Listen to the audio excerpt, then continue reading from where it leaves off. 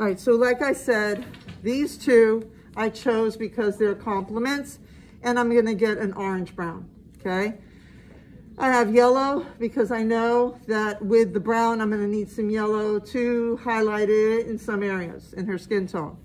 And then, like I said, with the white, I went ahead and chose to use some white because in case I need to highlight in some areas.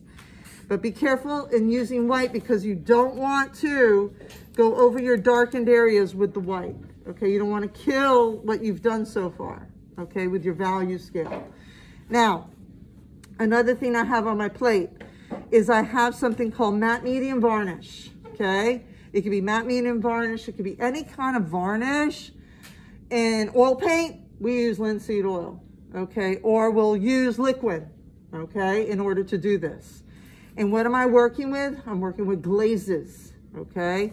Now, and I'm gonna go ahead and tweak it, and I didn't realize it. I'm gonna put a little bit of red, and I'll put it up in like this area here, because I wanna try to keep it in, you know, this light to dark thing that I normally do on my palette. So I'm just gonna squeeze just a little bit of that red right in here. I don't need much, just a little dime's worth, okay? Because you're doing glazes. Glazes, you don't need a lot of paint. All right, so you're gonna need some water. And here we go. All right, so I'm gonna mix a little bit of a brown where I start off. And I'm not liking that brown, so I'm gonna pop it. Yeah, there we go. I'm getting a warmer tone with the, yeah, there we go. I like that umber, okay? That's a nice umber. And I'm gonna do my kind of value scale here, okay?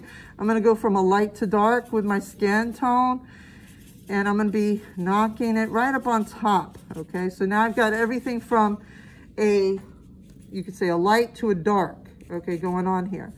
Now I'm gonna go ahead and grab my gloss, and now what I'm gonna be doing is you could start off with the dark if you feel comfortable. You know, like, hey, I'm not sure about this. I don't know where I'm going with this. Now, don't be scared. Initially, the glaze looks white, and it looks like, oh my God, I'm coloring right over that area. But you keep going, and you could start off light. You know, you could slowly add little at a time, until you get the tone that you need. Now, initially, when you're beginning, it's starting to skid on top, so to speak. It kind of like doesn't want to go on there. It's kind of like that wax resist type of thing, where it starts to resist, but you keep painting on top, and it will stay. Now, I will tell you, if you were just doing this with the pigment by itself, it would not stay, okay? What's going to happen is it will repel, okay? Now, it's like I said, it's almost like colorizing a photograph. And as you see, it's repelling because it's been sitting over time. Usually when it sits over time, it repels, because what happens is that the paint has time to dry, and it develops a major, like a waxy kind of coating on top over time. So it's kind of harder to get shades on top of this. Now, don't be scared in here. It will dry, and you're gonna see more of that black coming through. Now here, I might lighten up and go to my lighter tones, okay? So I might add my yellow tones up in here, but maybe you don't want that bright yellow. Maybe you wanna knock it with a little bit of white, not a lot. Don't put too much white because then you kill it. You don't want that. You want some of that white coming through. Keep adding until you get rid of what they call that wax resist, okay? Keep placing it on top until you get what you want. Now, another thing too, you want it to be brushy, it could be brushy. You want it to be very smooth, it could be very smooth. That's what your call, okay? Just be careful in some of your areas, like when you get close to the eyes, you don't want to put the brown on the eyes, right? No, you don't want that. Unless you want it inside the eye, okay? So now go back over until, and give it time to, you know, after it dries, you're gonna see it takes on pretty much the tone that's underneath it. A lot of artists like Bouguereau, like Kehinde Wiley, they'll start off with black and white, and then they colorize it, just like I'm doing. And they take their time with it, slowly but surely. Now, if you go over, like I just went over that line, so I picked it back up. And see, it's like if you guys take photography and you have a black and white photo, you colorize it, which is pretty much what's happening here. Now, I'm gonna lighten up in here. I'm gonna drag some of that color because I do want some of the black showing a little bit more, stronger. And I wanna smooth out my brush stroke, so I'm skimming. Another thing too, when you paint, something called viscosity, what that means is fat over lean or lean over fat. In this case, it's lean over fat because what's underneath it is dry pigment. It's thick pigment. And then now you're putting onto it a thin coat, okay? A thin coat of shade. And again, too, you know, maybe you're not happy and you want a little bit more darkness. So then, yeah, you'll add in maybe a touch of the black again. You can always knock it back and forth with a little bit of white, a little bit of black to bring back some of these areas, okay?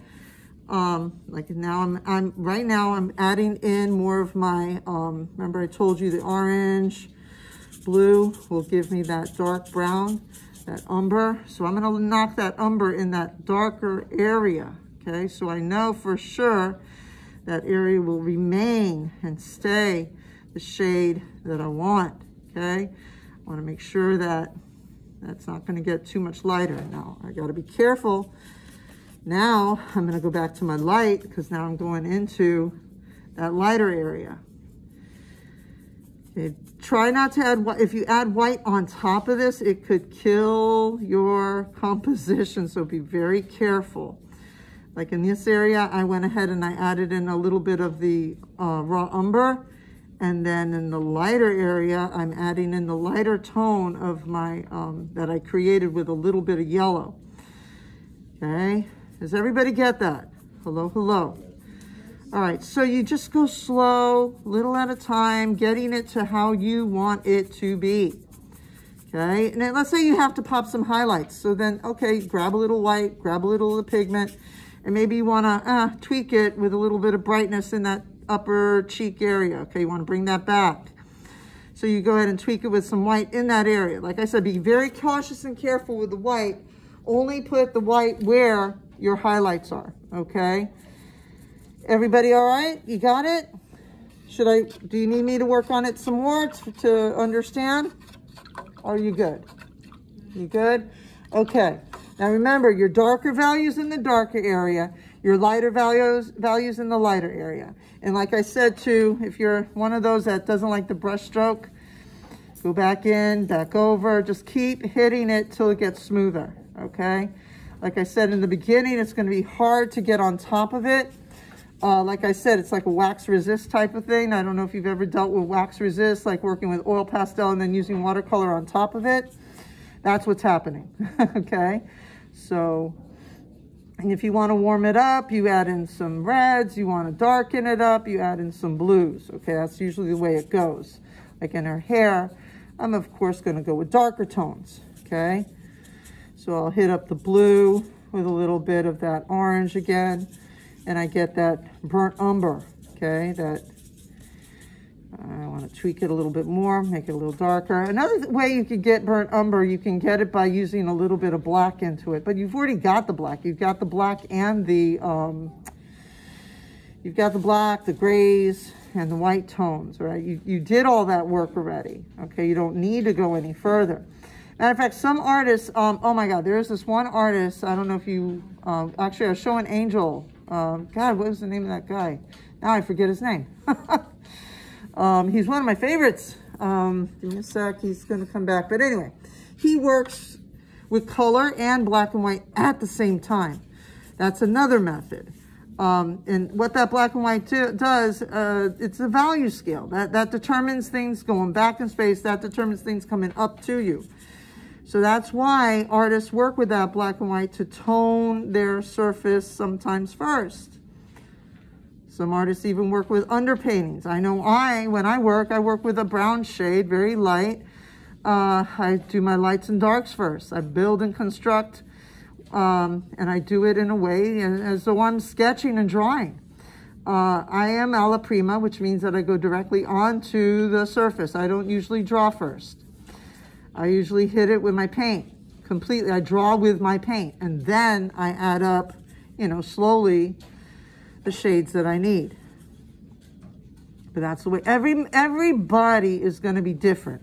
I'm trying my best to teach you different ways of working so you develop your way, your system, okay? I will also tell you, the more you draw and the more you paint with paint, like if you sit there drawing, and let's say you're in the bus and you've got nothing to do, you whip out some paint and start painting the people. I recommend highly, if you're a painter, you paint. You get rid of that pencil right away. I think my first incoming group of I think 9th graders or 10th graders, I'm sorry, they were working with paint straight up in everything that they did, including their thumbnail sketches. Everything was done in paint, okay?